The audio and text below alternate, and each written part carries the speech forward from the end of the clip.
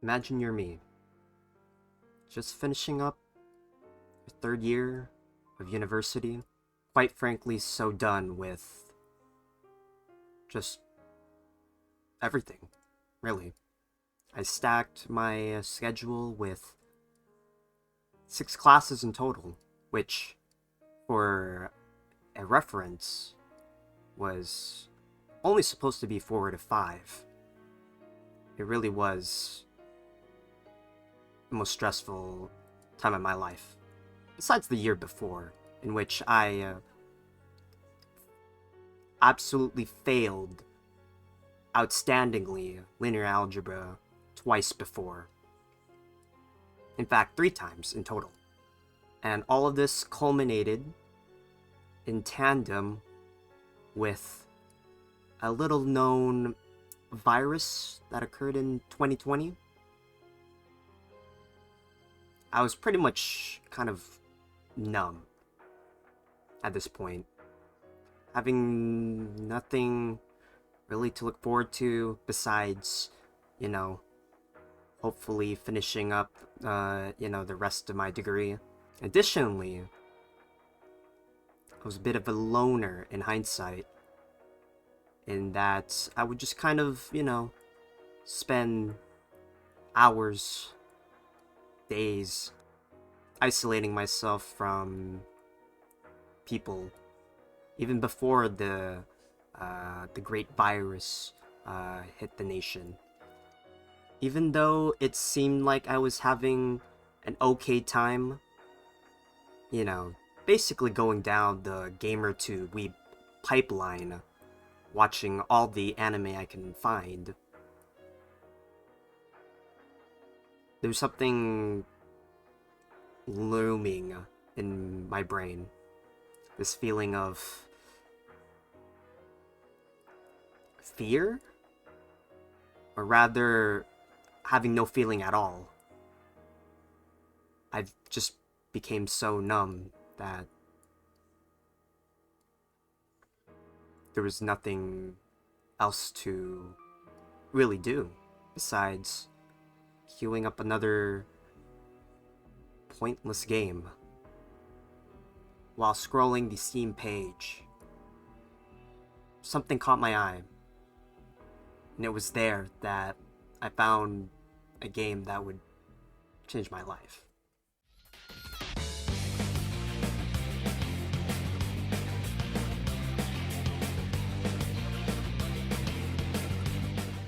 Persona 4 Golden blasted me with a wave of nostalgia. I apparently did not see a single Persona game up until Persona 4. Actually, that's a lie. I am a little bit of an OG playing Revelations Persona on the PlayStation 1. I know, I'm a true Persona fan. Can anybody say that they played Revelations Persona? I think not. But yeah, Persona 4, just a little, JRPG, a little Japanese role-playing game where you just play as just a normal high school student. Normal. You're just a little goofy, having fun with some friends, and then, murder. Lots and lots of murder.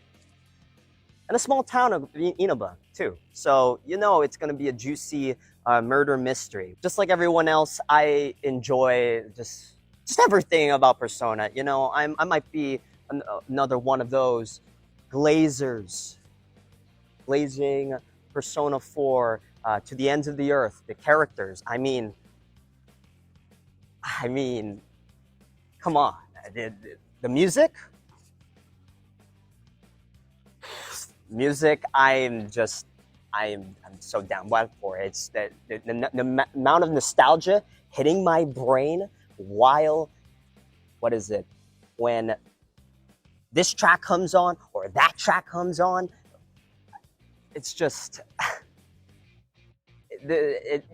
playing Persona 4 is more just the game. It is an experience.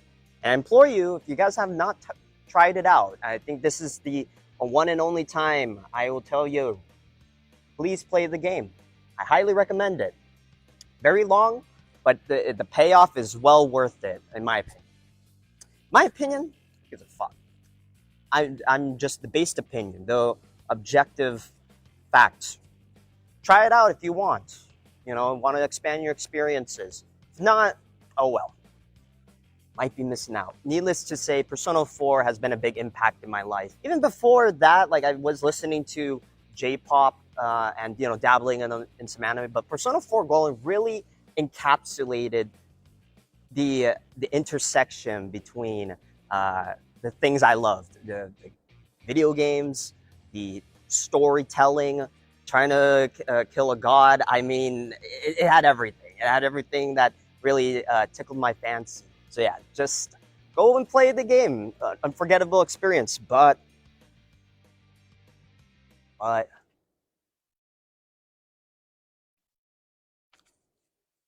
Normie's gone, bro. Normie's gone. Yeah. You guys saw the thumbnail, right? I think we all know where this story is going in. Okay, you guys thought I'm glazing Persona 4 this video? Nah. I am now going to talk about one of my favorite characters in fiction, I guess. It's my waifu. Yes, I am a very sane human being. Seafoam, listen to my voice. My shouting, bellowing voice. Here I am, pouring my blood into my words, yelling at the very edge of the world. I am the little mermaid, unable to return. The little mermaid, fated to foam. The little mermaid.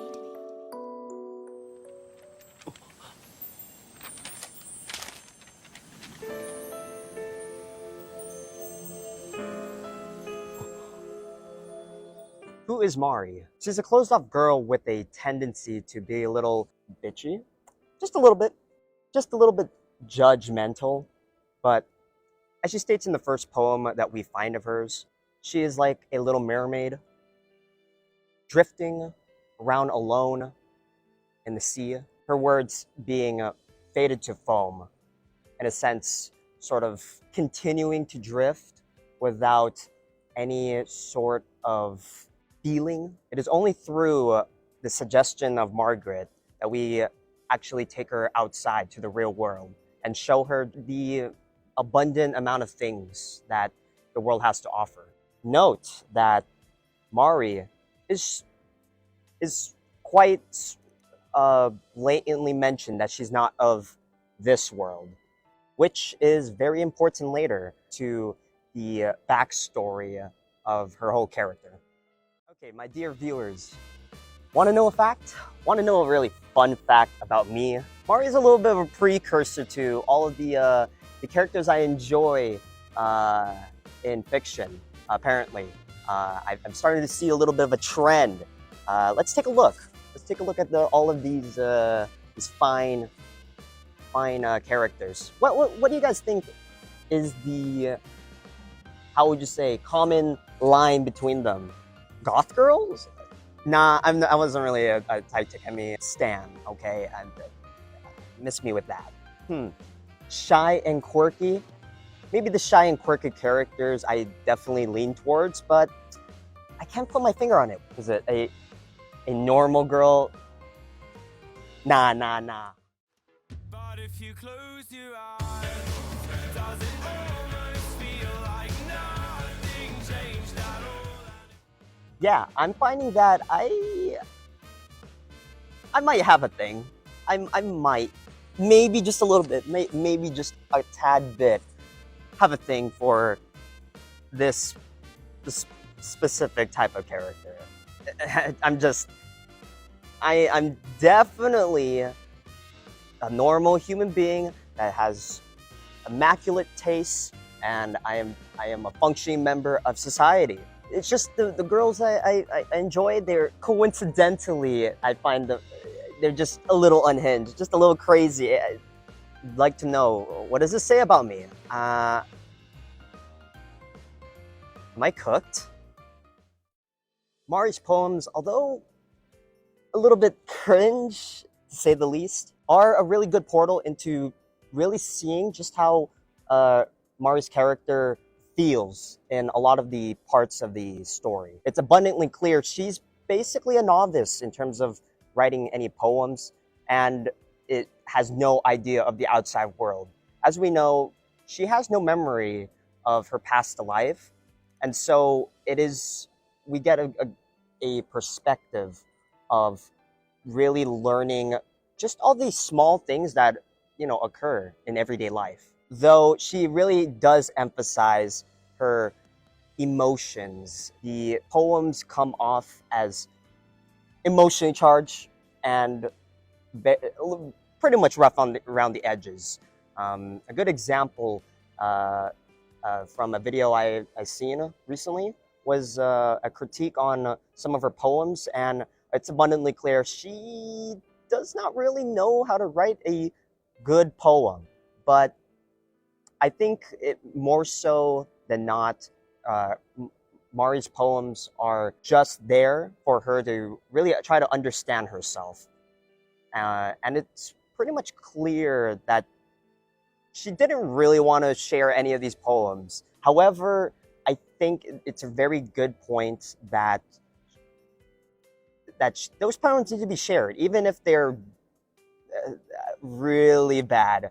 And I think Margaret was onto something, given these little tidbits of Mari's poems to, I guess, in a sense, to get her out of her shell a little bit. Yeah, Seafoam is just a really good description of the initial point at which we meet Mari. She is alone in her own little world, kind of just drifting, not really doing anything. It's almost like there's no one to really see her. She is a lost soul that just needs a little bit of guidance.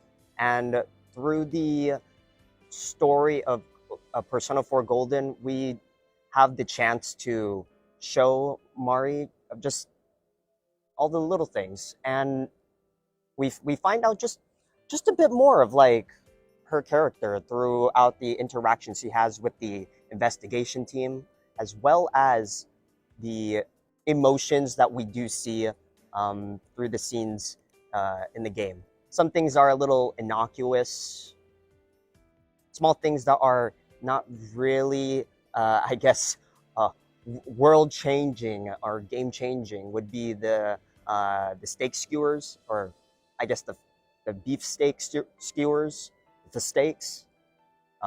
It's kind of like, I might be analyzing a little too much, but this example of her trying to keep the wording of beefsteak in the steak naming convention is just a small thing to really know. I get it. This is an inside joke from that one comic, supposedly. I have no idea. I was not playing Persona 4 Golden back then.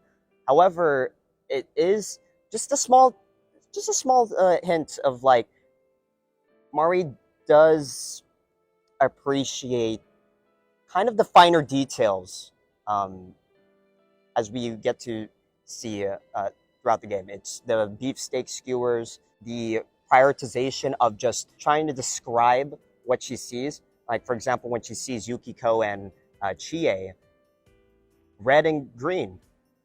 Red and green, yep. Very, very artsy, very poignant, is that the word? Very bougie, as I like to say.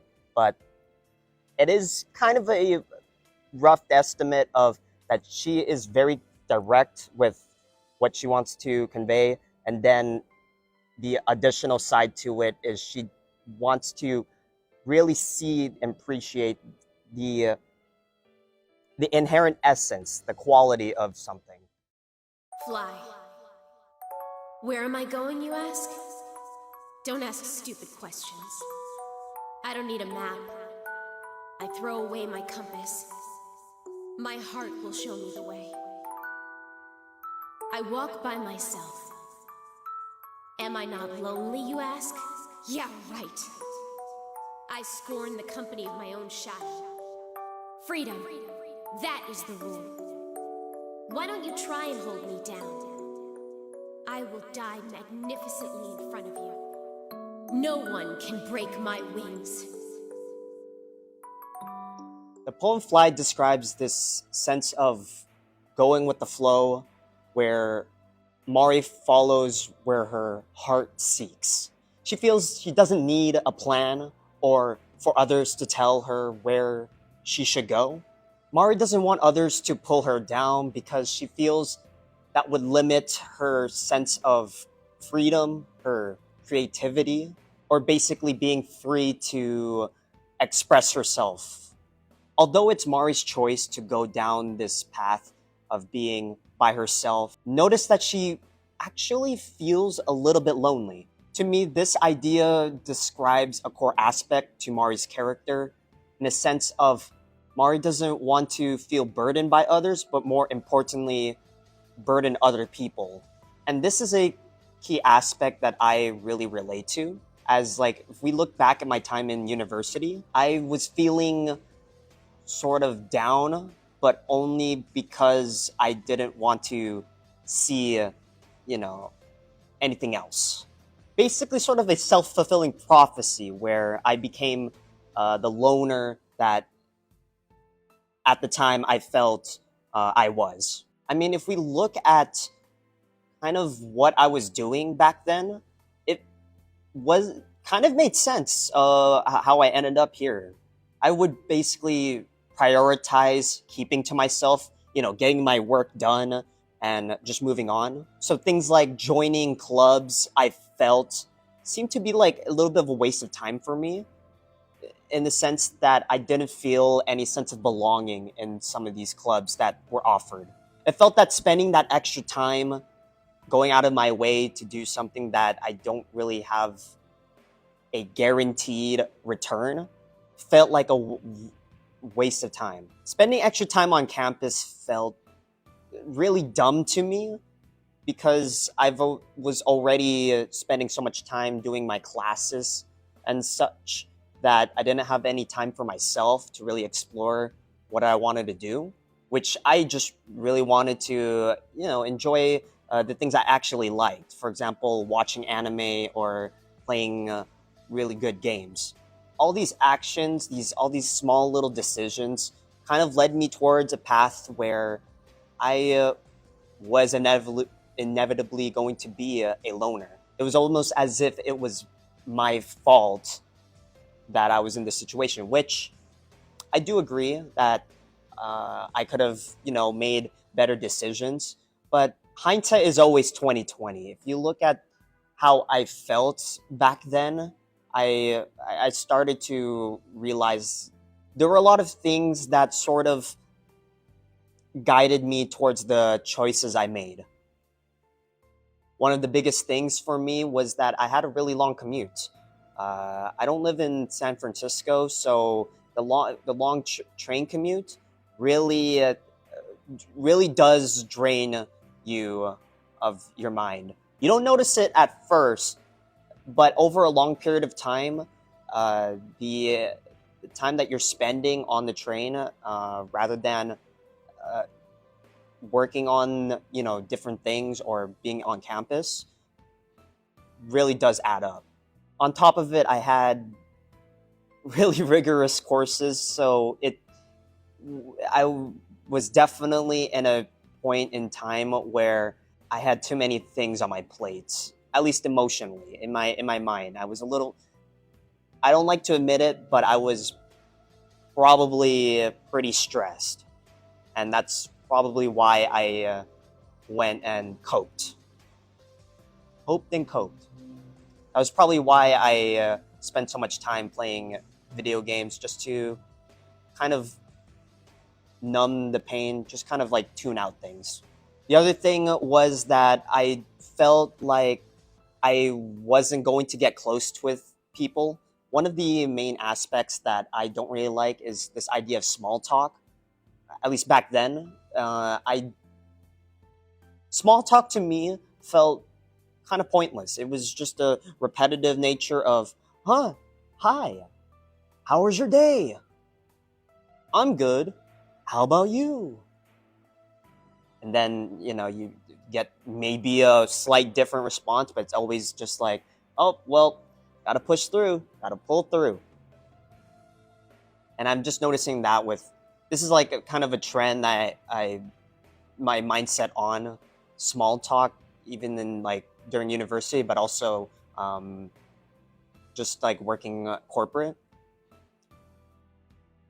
It felt like there isn't like any deeper connection, trying to like find people that really like connected with you. However, this was a mindset.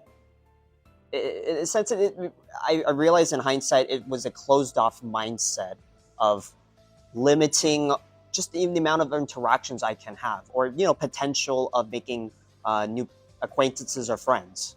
I realized that I set the bar a little too high. That although I don't like to be judgmental, I think I actually was just a little bit, in terms of just, if you're not immediately vibing with me, then I would just sort of kind of disappear.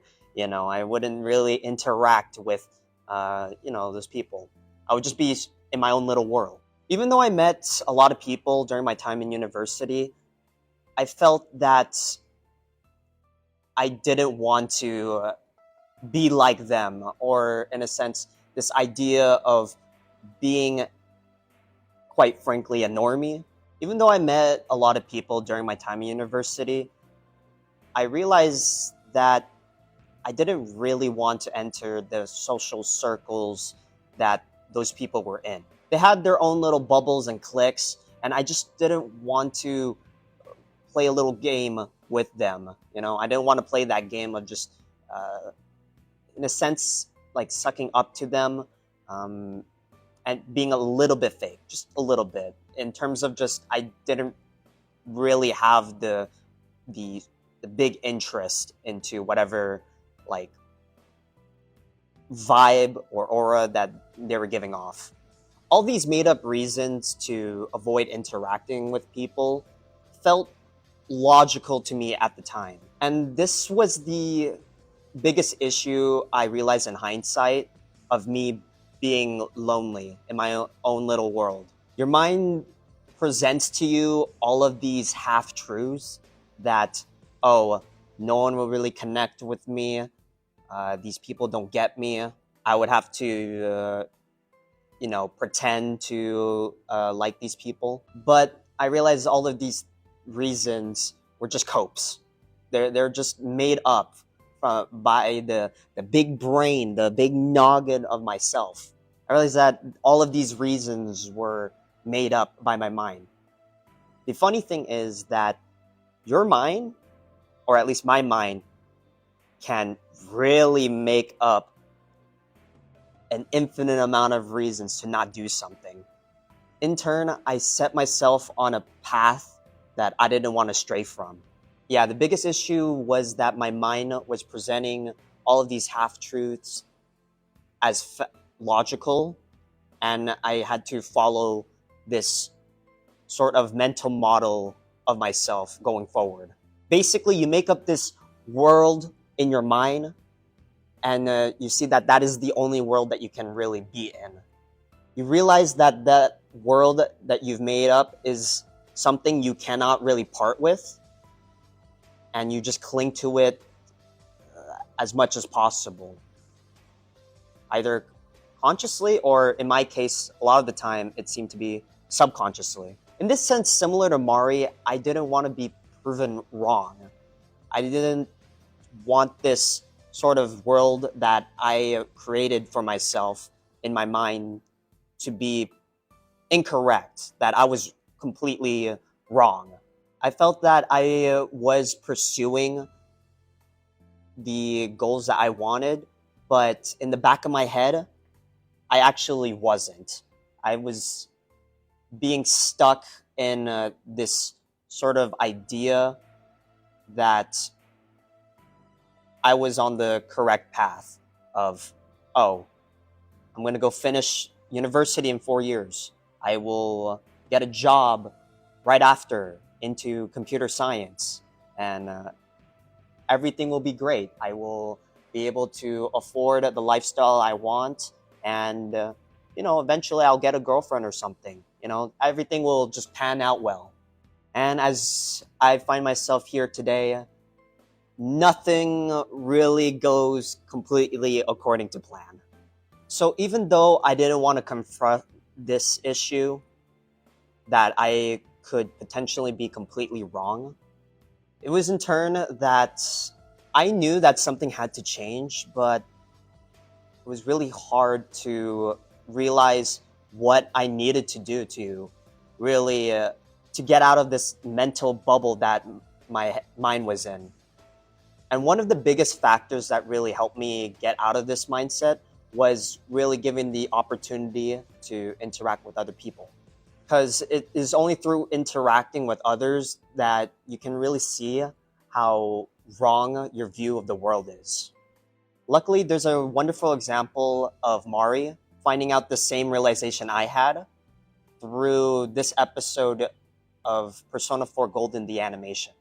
こいつだと仲良くなる前は田舎暮らしが退屈でうざくて周りに気遣って空回りしてさ。でもそれも自分だって認めなきゃいつまで経っても変われないだろ。ここはいいとこだし、周りの奴らも最高だって気づけないまま腐ってたと思う。敷かれたレールの上を歩いてるからダメなんだって思ってたの。でもね、一番ダメなのはそのレールを歩くかどうか自分で決めてないことなんだって今は思う。地味で暗い自分が嫌いでアイドルになったのに、今度はアイドルじゃない本当の自分を見てほしい。だって結局ずっと逃げてたんだと思う。でもどんな私だって本当の私なんだよね。大好きな友達なのにさ、自分の心の中実は結構ドロドロしてて、けどそういうとこが自分にあるって分かってるとさ、逆に自分の気持ちに自信が持てる気がするんだよね。男のくせにとか言われてもこれが俺だからな。俺はこれからもてめえを曲げるつもりはねえ。本当の自分がわからないんだ。マリちゃんもわからないかま。そっか、怖いよね、不安になるよね。でもきっと大丈夫くま。だって先生やみんなが一緒だから。クマもマリちゃんも一人じゃないクマ。だからきっといつか見つかるクマ。As you have heard from each of the members of the investigation team, besides Naoto, sorry Vibe and Naoto enjoyers, each of them had their own preconceived notions of themselves that they had to confront. In Yosuke's case, he had to face his own preconceived notion of Inaba being a really boring place and that he would end up being a nobody. In Yukiko's case, she had to face this idea of her being essentially worthless for not just letting herself decide what she wanted to do with her life, rather than her parents, her family, the business deciding everything for her. In Rise's case, she had to face her view that she felt that she was a boring person and that she needed to be reset in order to be appreciated. In Chie's case, she had to face her view of being essentially jealous of her friend's upbringing, that she needed to be more womanly like her. And Kanji,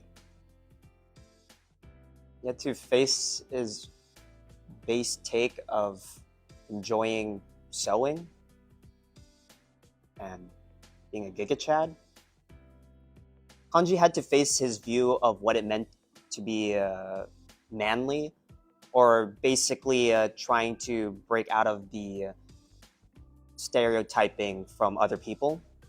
Finally, Teddy had to face this idea of not knowing his true existence, basically trying to find meaning into why he exists. All in all, it is through hearing the testimonies from her friends that Mari realizes that she too can also face her own issues. That it is possible to pursue your true self and come out, becoming a different person. Essentially, having that extra support from her friends really helped push Mari into taking the actual steps to confront her true self. Relating it to myself, I had to really start taking steps to be more social. Instead of going back into my little goon cave, I instead decided to take more action, to actually join a lot of these events that occurred throughout the year. I finally sort of allowed myself to join more events, more gatherings, and more social hangouts. And although I may not immediately have made friends at each of those events, I did find myself growing little by little. I found myself being a bit more confident and being more open and basically proving my existence to other people and to myself, that other people know about me. So although I may not immediately make friends right off the bat at these events, people that connect me on a real deeper level, I at least was gaining experience in interacting and finding that what I liked about myself, what I didn't like, and just pretty much being more open. I learned that pushing myself into these uncomfortable situations really revealed all of these small things about me. Like how I don't really like alcohol at all, and still don't. But on the other hand, I also enjoy doing a little bit of trolling. Just a little bit, though. So as a result of all these efforts, I actually have grown quite a bit from all of them. On the other hand, if I was shut off, I feel like I would have maybe had a different type of experience, but I would definitely have missed out on just finding all of these things about myself early. I realized at the end of the day, it's through all of these small decisions, the small efforts you put in to try to break out of your own shell is what really matters. It is the crucial initial part of really getting out and finding out that there's a whole other world outside of your own views. And instead of keeping yourself suppressed in your own world, you can just break out and expand. However, even though everything was all well and good and I was, being open and pushing myself out there, I had to eventually confront the thing that was lingering in the back of my mind, which was all of the negative emotions of how I was living my current life. All you clowns. Hey you! How long you gonna wear that ugly mask? You know you ain't got the guts for this task. Cover yourself with paint. You're acting like you ain't afraid of what you got in store for your fate. You think you got me? Well, that's too bad, 'cause I ain't stupid enough to get had. So drop the pathetic act. I wanna dance, and that's a fact. Now quit your gawking and start to react. Yeah. Now dance. One of my favorite songs that I often listen to on a daily basis is the ending theme in Persona 4 Golden, the animation, which I certify as an absolute banger of a track. The lyrics to this song are simple, yet really descriptive as to how Mari kind of views herself comparison to the world around her, which we can see here.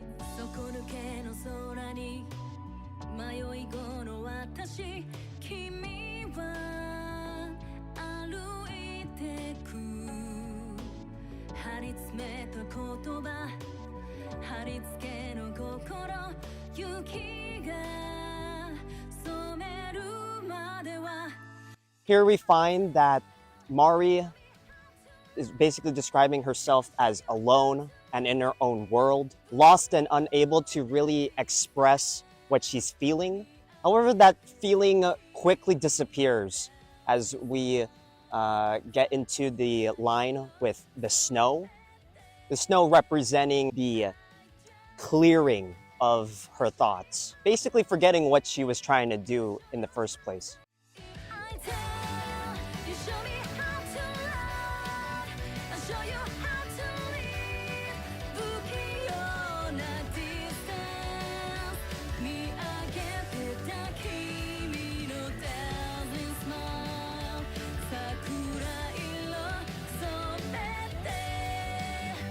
These lines are a question to others, to ask from Mari to other people. How can she really share her love to everyone?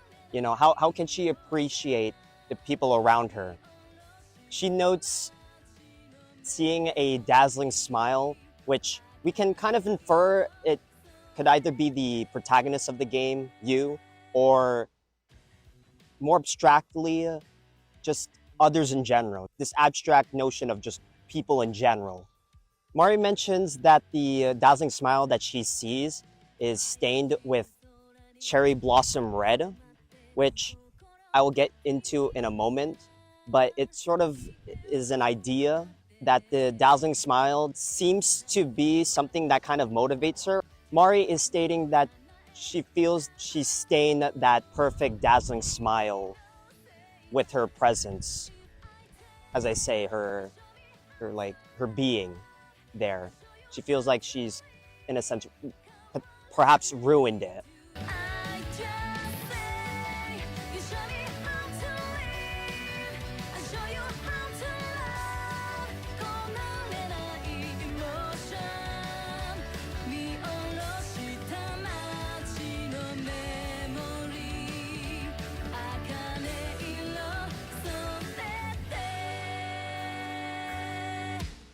In the end part here, since you've shown her how to live, she can in turn show you how she loves, as in she is able to open up and express herself to the people that give her a chance. Although Mari has trouble finding the words to express her love, it is through the memory of spending time together that really paints the color into the memory that she spends time with you and, you know, other people. Now, while the lyrics do express kind of the explicit meaning, the visuals are the biggest thing for the song. From my interpretation of the symbolism throughout the ending theme, what I gathered was that the white symbolizes like the absence of memories. What I mean is the snow sort of kind of blankets out everything. And in the initial part of the song, Mari is like in her own little like plane of existence, white with, you know, nothing to really express herself. And it's in the song that we get repetition, a little bit like it's repeated of this sort of symbolism of the color red dyeing the things that around her. More specifically, the dazzling smile and the memory of the town. One of the key things that I noticed from the rough translation is that the color red is actually different colors. There's the idea of sakura blossom color, which is roughly like pink.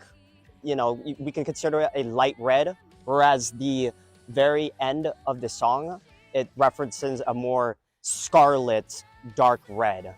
And I took it as sort of a representation of Mari's passion for life, or more specifically, like her life being an essence of sorts, represented in the color red, where as she opens up, she is able to fully express her true form. And as you see from the start of the song, she actually, from the visuals that we get, the color red kind of symbolizes a more of a prison for her. She's bound by the prison of her true self, and through this we can kind of infer that it's Mari herself that's holding herself back.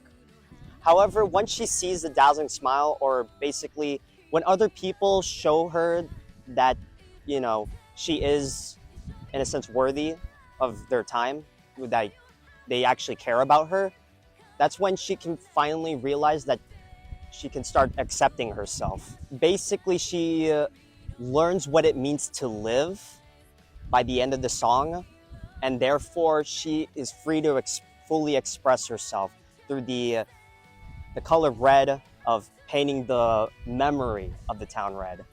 Basically, I'm about to make a name for myself. To put it very simply, and also, I don't know what I said there. There's like this shot where she fully accepts herself. The red fully dissipates, and the prison around her is no more, representing that she can now accept herself and move on to try to finally share to the world of her true essence of being, her true self. Well, I came to say goodbye. It's been fun.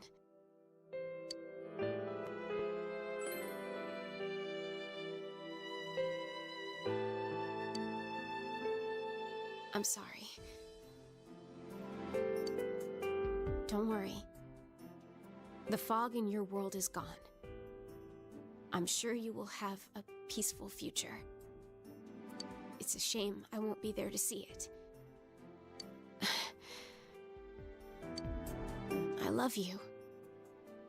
Now and forever. So, goodbye. Don't make that face. This is all for the best. Goodbye.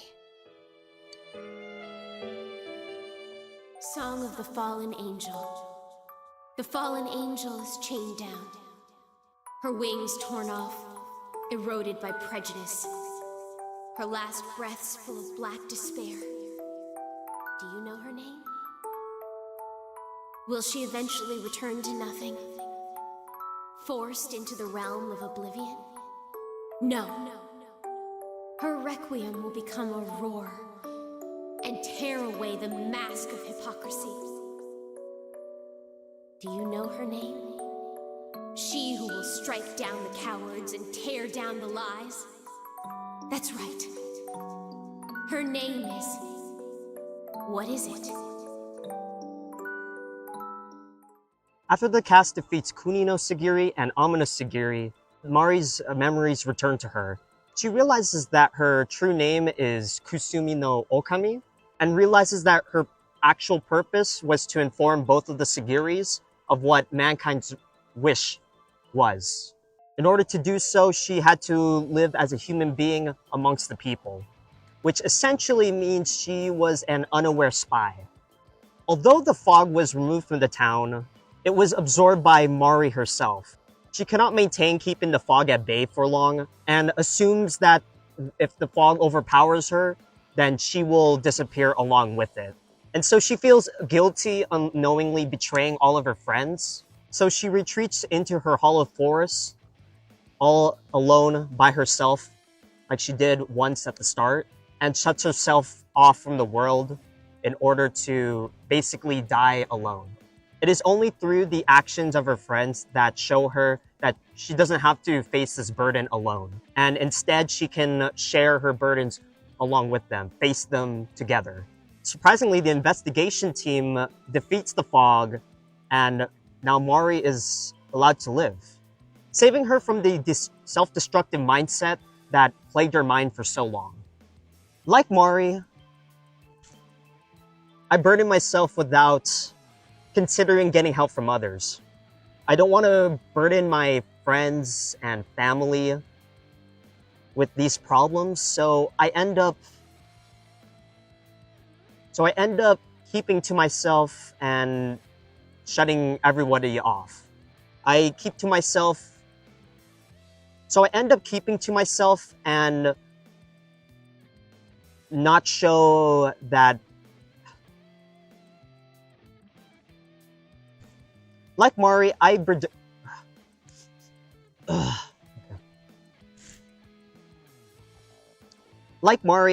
myself without considering getting help from others.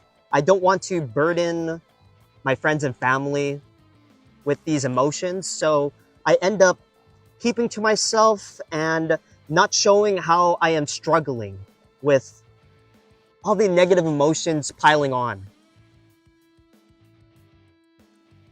If I keep going down this path of self-isolation, I feel that I will end up truly forgotten. Alone in my own hollowed forest, where it seemed like I really never existed. So then I end up with a really big question. Will I accept this fate I set myself on? No, I don't want that. Me, with nothing to show for the world? I want to make wacky and fun stories that will inspire everyone.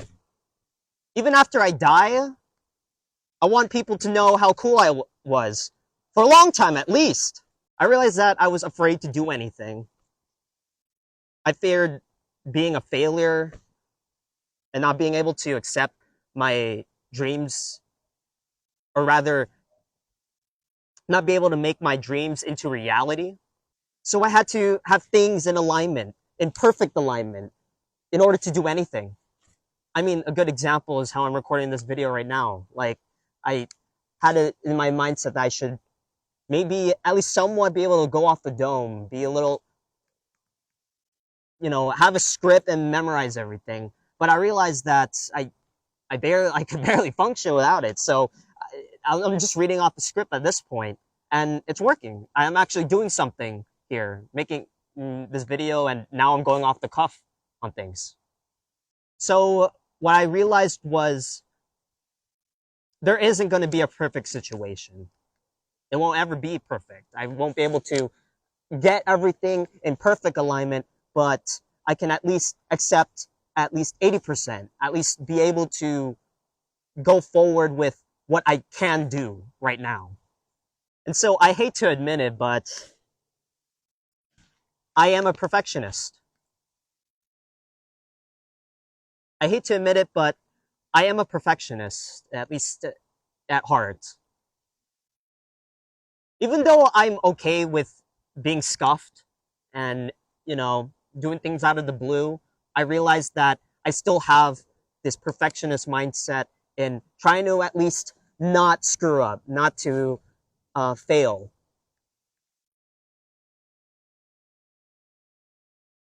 But really, all I really needed was just to be kind to myself and be okay with failing. I learned that even if I failed, I can at least learn from that failure. At least in the grand scheme of things, progress. Actually learn from things. I would eventually grow. And so, in order to answer that question of, will I accept this fate? Fuck no. I started to actually take action, make actual steps to do the things I actually want to do. Singing, motorcycling, streaming. Like, I allowed myself to not be so perfect and actually act out the things that I wanted to do without letting all these fears, all these buts and what ifs to stop me completely.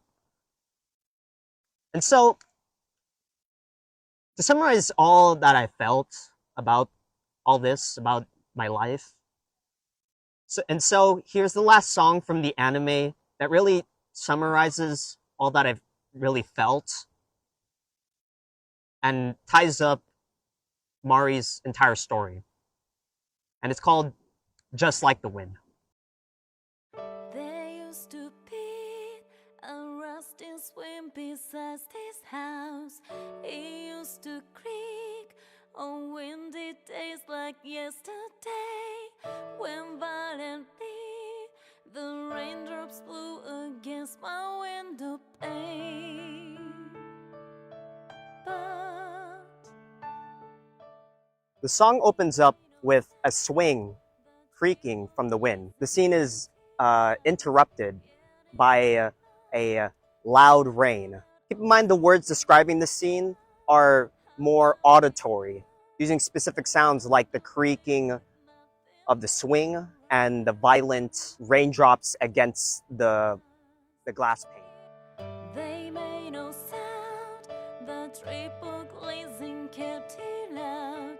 Yet in my mind, I heard that old swing thinking about how can we know the sound of wind if nothing moves around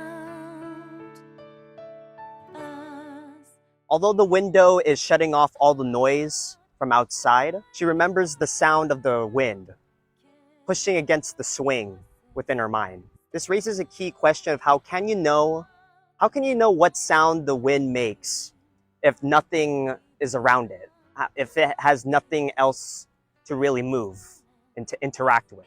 In this hot, shining world, can our voices still be heard? Unlike the wind, have we become a bit more silent in our ways?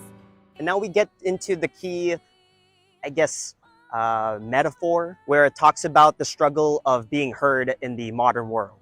When it says this hard and shiny world, I like to think that it's describing how visual the world has gotten and how easily distracting it can be from how shiny things are. So I liken it to the idea of the wind, to how people can influence others, affecting other people in a more silent way, in the just the small interactions you make. In this clean modern world, is it harder to discern what we trying to communicate? And so notice the little contrast between the rusty old swing and the clean modern world, where there's something that the swing has that the modern world doesn't, or at least doesn't really capture. Some sort of innate and simple energy that leaves a clear impression on people. Despite how clean and modern the world has become, it seems that it is hard to find that sort of raw impression, that raw energy from the memory of the swing. Just like the wind, could it be that we need a swing?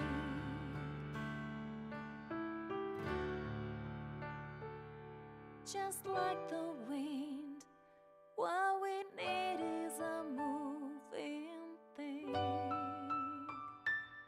Basically, how I interpret the final stanza for the song is that we are missing the act of interaction with the swing to create that little memory which gives us an experience that cannot easily be described. Or more specifically, we can only hear the sound of the wind by living in the moment, by interacting with the swing, or more broadly, interacting with the people around us in the world. And by interacting with people, we can sort of justify or validate our own existence. And so what I take out of this song is basically just don't hide yourself away. You need to like share a part of yourself with the world, allowing, this little bit of chaotic like interaction to allow yourself to live in the moment. Basically, the act of interaction in itself allows us to create those little bit of memories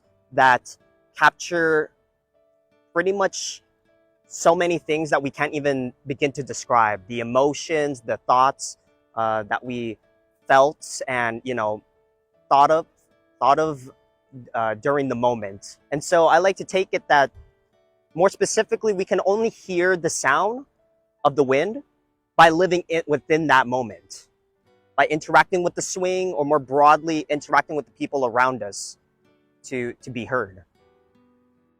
And so don't hide yourself away. You have to like share a part of yourself, like I'm doing here, with the world by creating art, or even just allowing yourself to open up. These connections, despite you feeling like a burden to the people around you, or it might not be perfect, are there to really like give you the opportunity to grow. So you gotta like keep trying, even if it won't be as clean or fancy as what you see in the modern world. The streamline ideal, the perfectionist idea. So all you really need is to push that swing, really. Basically take action, even though it's not perfect. Just, you have to be able to act. And so by the end, all these little interactions you make will become the memories that weave into a story that only you can tell. Release yourself. Release yourself. From desire, from impulse. Logic and rationales are excuses for the weak. Release yourself. Your heart's voice. Your internal scream. In exchange for a lost voice, grab hold of your proof of life. Never let it go. At the end of the day, what does Mari's story try to say? My interpretation is, you decide what you want to do in life. But more than that, you truly are the life that you choose to live. You have to allow yourself to feel everything in life, rather than avoiding or numbing against any negative emotions or pain. And so really it is your own choice to see how you want your world to be.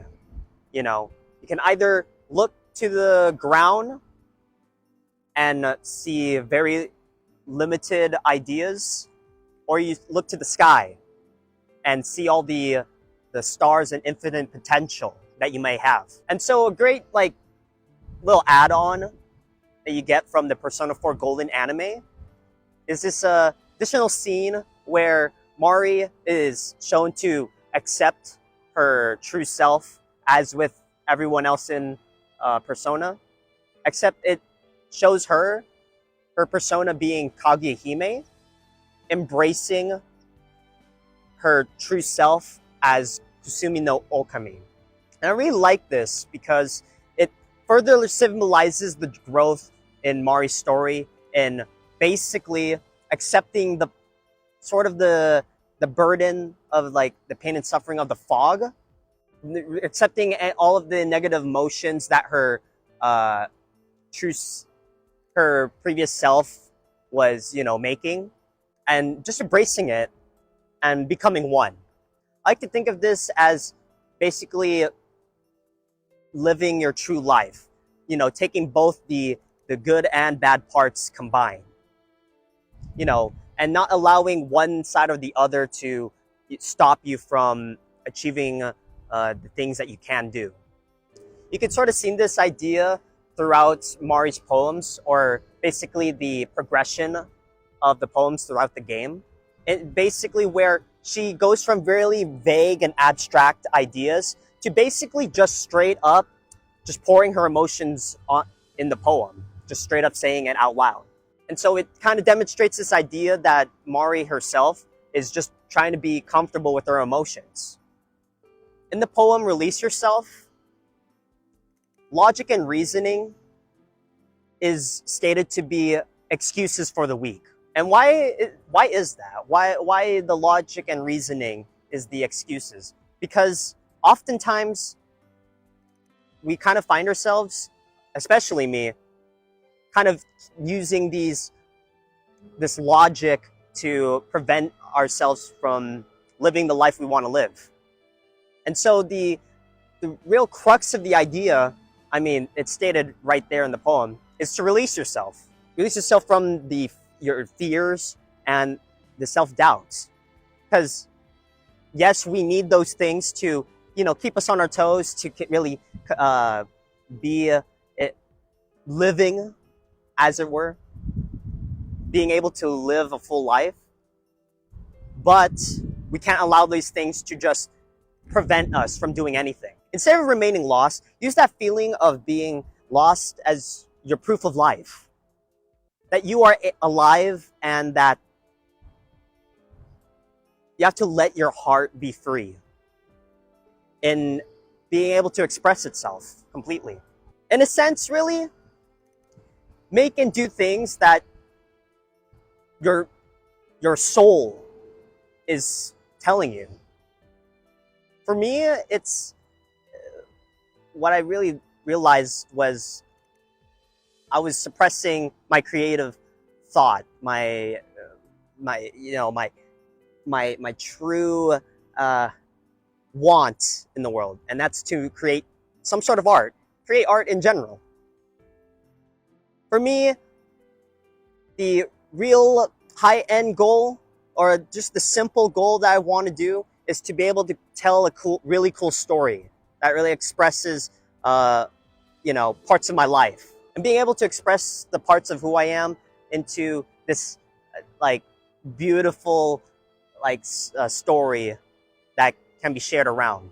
I want to inspire others to not let their own minds, their own self-doubt and fears, just like me, limit themselves from being able to create that, that story or whatever they, have you, whatever dream that you want to, create into reality.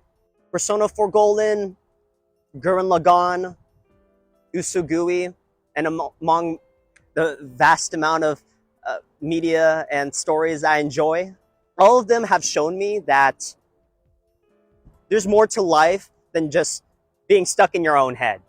That you can create just these beautiful stories and pieces of art that just inspire people, that's inspire me. And so I just want to be just like that, being able to create that epic cool story. Basically, I just want to take all of the ideas of my life and create a story with my own style that can be, that will hopefully inspire others. Ultimately, art can really inspire you to go and do things. And that's kind of the thing that is happening with me in this video, is that I realized that Mari's story in Persona 4 Golden is helping me realize that, we have a similar life, or at least similar aspects that I can relate to. And it is through looking through this story that I start to consider my own life and going introspective and realizing I've missed all these things. And it really helps. It really helps to kind of relate your own life to another story. And so at the end of it all is what I realized is just I got to become my best version of myself, to be able to express everything I want to say, or express all these experiences that I've been, incorporating into my life and experiencing on my own.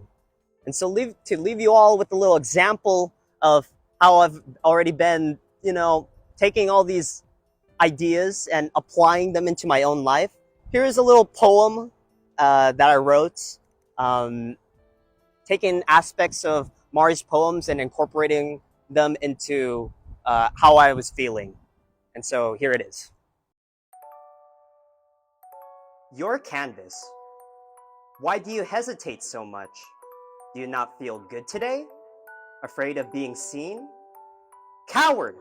Idiot! Fool! Let your body ache. Let your mind wander. Let your heart suffer. Move. Think. Feel. Your soul drips with color. The world awaits one and all. Express love and suffering. Life! Failure, loss, death, your fate? Ha! That contrast will be great. Through each bold stroke, you now create. The poem that I just read to you guys, I gave that to the English voice actress for Mari, Eden Regal. When I realized I had the simple opportunity to, go out of my way and do this, like, I just took the chance. I, just allowed myself to, dream and actually execute. And what do you know? I got to have a little, simple chat with Eden. At the end of it all, it was a simple memory that I'll continue to look back on. It is one that carries all of the emotions and feelings that I had when I started making this video.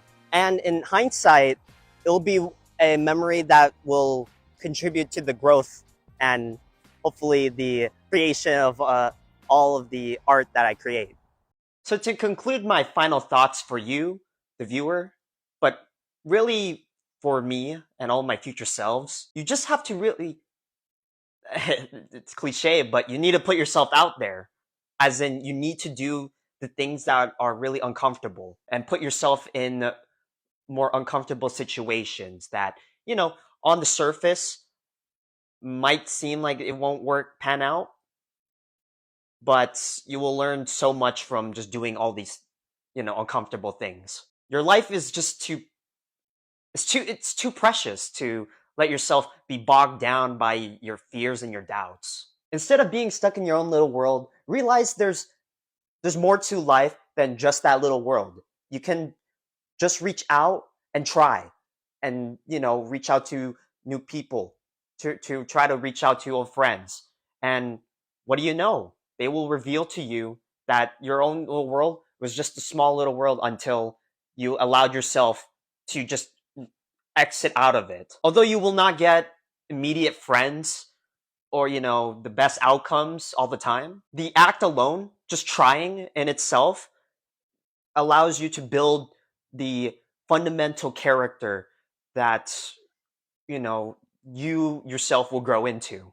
You basically give yourself more assurance, more proof to yourself that you can do everything you set yourself out to do. At the end of it all, you will find the people that really truly care about you, and as well as the world that you truly wanted to create for yourself.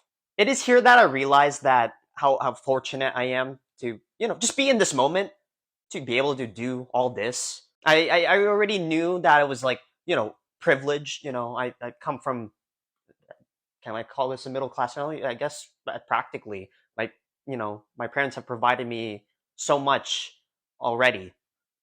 And not just that, but all the current life circumstance, everything has led up to this moment in recording this video right now.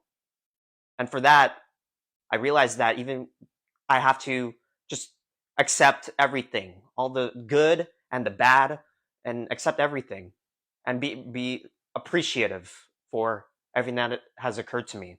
I also noticed that if I didn't allow myself to understand, try to do this introspection, I think I would quietly suffocate from just this nebulous fear that, kept weighing me down. And I still have it, I just recording this, it took me a couple weeks to do. So it's tough out here. But that's the thing. You have to take time to listen to yourself. Just sit down and silence everything. Any like distractions or whatever. You need to be able to listen to that part of yours, to really focus in and listen to what truly do you really want? What do you feel is the correct thing to do? Really allow the silence to take hold. And from there, ask yourself some just basic questions. Just what do you want to do? What do you really want to do? Who do you want to really become? What really helped me was just writing it all down, just all these, chaotic, random thoughts, however small, into notes, and trying to piece together all that into a cohesive narrative that I can actually really process what I'm trying to, say and feel. And that's how I was able to create this video, and really how Mari's whole story kind of reflects back on the experiences that I had, and why somehow Mari's story from Persona 4 Golden resonated with me so much. And from that point on, I've learned so much from it, and also learned so much about myself. Basically, just listen to your heart, plan with your mind, and then execute. And in doing all that, you'll be able to embody the true beauty of your soul. And so ultimately, all of this whole video and everything, it's all just yap. At the end of the day, this is all just yapping. Like all this knowledge, as great as it sounds, the real issue is actually applying all of these ideas into your own life and into my life. Because holy shit, I got a lot of work to do on that front. And so just make the active choice to do the things that really truly align with your goals, and to just push away and start reducing all of the random bullshit that distracts you from all this, and distracts you from your own heart and soul. Once you're able to do that, just try it. Just do the thing that you needed to do, like recording this right now. Just do it. Just try. That's really it. That's the crux of everything. It's just a try. Just a big, do the impossible thing and just try. And so just try. Take it one step, one choice, one experience at a time, and let yourself actually live. To end it off, here's Mari's last line from the game. I hope you all have a good day tomorrow. Remember, the more you put in, the more you get out. I am Ninja Russ, and always remember, listen to the silence of your soul, then keep fighting on. Thank you for watching.